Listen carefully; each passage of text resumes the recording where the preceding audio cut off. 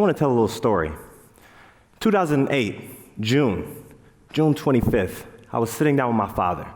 And I was just talking to him, and we were shooting pool, then we had a burger. And he's like, son, I got to tell you something. And I'm like, well, what's up? How's it going, Dad? He's like, son, you have a younger brother you never met. Please pass the ketchup. I was like, oh, okay, ketchup. Wait, what'd you say? I go on Facebook, I search, I find him. I have a younger brother that I love so much. I messaged him. I was like, hey, dude, we're brothers. He's like, oh, really? Oh, yeah, I know. I'm like, wait, you knew me before I knew you? He's like, yeah. And after a while, about 5 years, this happened. It says, 5 years ago, I was informed for the first time ever that I had a baby brother. After a little networking, determination, and love, I found him. Jalen, can you stand up?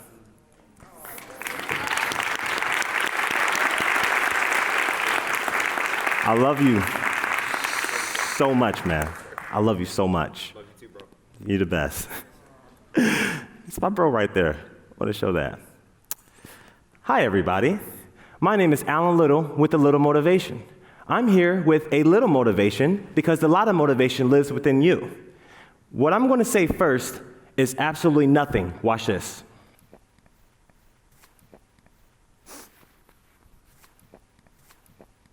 You guys hear that in your head? What's he going to say? Where's he going with this? You guys hear the little voice in your head? Yeah, you. There's a little voice in your head that's always chatting. It's a little voice in our head. It's right. It's a little plankton right in our head, always chatting about everything. It's evaluating. Consider the possibility that when I'm speaking to you, you're not listening to me. You're listening to the little voice in your head about what I'm saying. So thus, you are evaluating. You're not listening.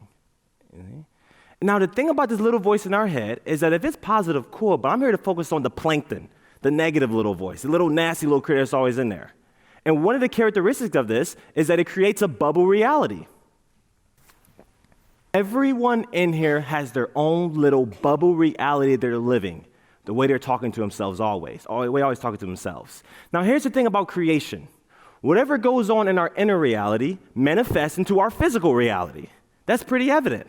Example, I had a lady that I was working with, and she tells me a story about how once she was like, you know, I started looking at myself in the mirror, and I started wondering, like, man, I'm starting to put on weight, and just started to feel a little insecure about herself. She's never said this to anybody. She proceeds to go to her grandma's house. She's like, hey, grandma. Her grandma's like, hey, baby. Oh, girl, you're getting big. And she's stunned by that. Mind you, she never said a word about this, and to me, she looked exactly the same.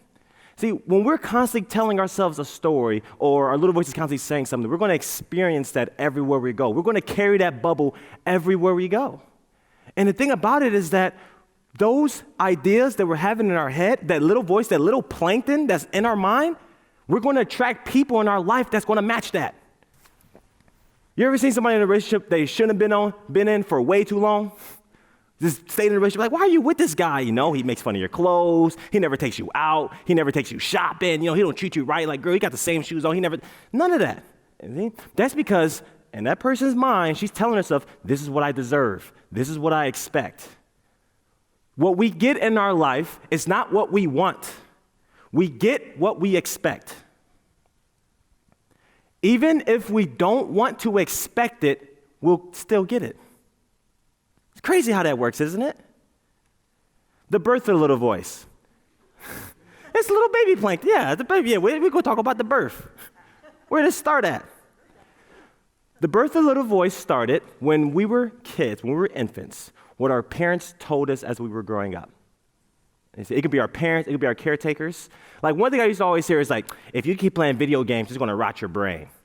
And I'm just like, I'm still going to continue to play. Now, I'll play the video game. I'm like, I wonder if my brain's getting a little bit more raw. I wonder if that's applying to me at all. I don't know. I'm thinking a little slower. I'm not as sharp. Maybe I shouldn't play video games growing up. There's no scientific evidence that your brain's going to fall out. No. Actually, the military utilizes video games to train for protocols out there in the battlefield and everything. So take that, Mom. Another aspect of the little voice in our head, the birth of it, is when we have experiences that reaffirm what we were told. So say, for example, I know a lady she was telling me that growing up, her community always told her that you can never be rich. That's just the way we are. You can never be successful. We're just not from that family and everything. And now, if she goes out there, she tries to build a business, it fails somehow, she's like, oh yeah, I remember growing up, I'm not supposed to be successful. I'm not meant to be this. So when we have an experience that reaffirms what we're already telling ourselves, that gives it a little bit more power, makes baby plankton, a little bit bigger. You see? So these experiences that's reinforcing it, what we're being told growing up, and it's a constant cycle. It's a constant cycle that's going on. And then if we continue to tell ourselves these things, they manifest to our physical reality until it gets to the point where someone just says, that's just the way life is. That's just the way life is. But the thing about it is that how is it that in the same city, I can go to one block, meet a guy who says, how's life? Life is phenomenal. It's great. The world is perfect. I love everything about it. I go 2 houses down. Oh, man, it's terrible out here, man. It's a cold world. It's a cold world out there. You got to be careful. Watch out. Watch your back and everything. There's the people that watch the news, and there's the people that create the news. You can watch the news and be all, it's in shambles. We in Chicago, so the news, they're going to have something every 10 minutes. Or you can create the news and be like someone that goes out in Africa and helps millions of people have irrigation systems like Bill Gates. You're going to watch the news or create the news, but the choice is yours. You see, we get to control our destiny in regards to all of this. You see, what the master plan of the little voice. Yes, the little voice has a master plan for us. You know what that plan is? To get you to believe that it is you. The master plan of the little voice is to get you to believe that it's you, because once you believe that it's you, you're not willing to change it. That's just the way I am. I can't do anything about the way I was raised. It's just me. I read a quote that said, how many success stories are you going to watch before you go out there and create your own? How many are you going to watch? We're out there watching people go out there and do great things, achieve great things on stage and everything. But what about our own little voice? What about our own selves? Why can't we join in on that? You see, how many of us going to start saying me too? I want to too as well. I want to go out there. Why not you? You see, we all have the capacity to create anything we want in our lives, but the problem is that we believe we don't. So we have the capacity to create the probability that we believe we don't. We're using our power to shrink ourselves. We're like a lion that's trapped in the cage, and the cage is unlocked. I'm nothing at all. But we're a lion in a cage, and the cage is unlocked. Bing, you can walk right out.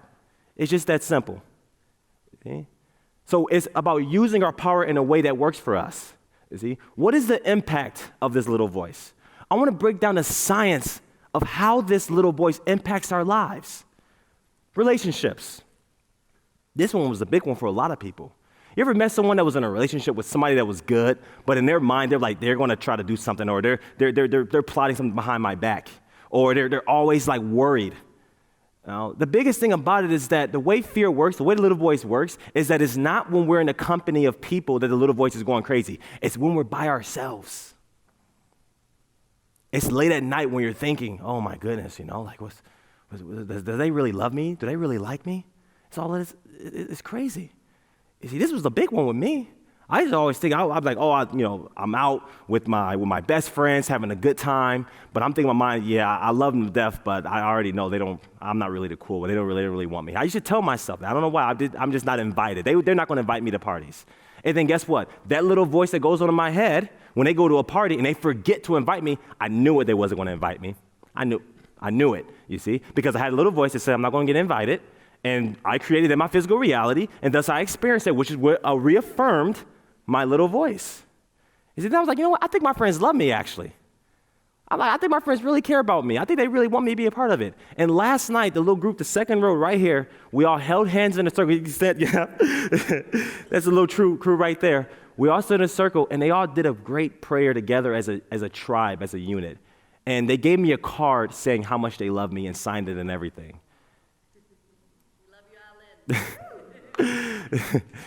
I felt loved. And I didn't realize that it was me that was creating that, me not being loved. It was me that was creating that. So once we convert that little voice to something that benefits us, it can have an extreme effect. I've realized that I thought I wanted to be like, I want to be successful, I want to be all this great stuff. No, I just wanted to be loved. That's all I wanted. And it didn't take too many people to do that. And now I'm fulfilled. No matter how this talks go, I'm cool. I'm loved. Is he? Our career in school, how does this little voice affect us in our school, in our career? I'm not going to get that promotion. I don't deserve that promotion. Ryan deserves it more than I do.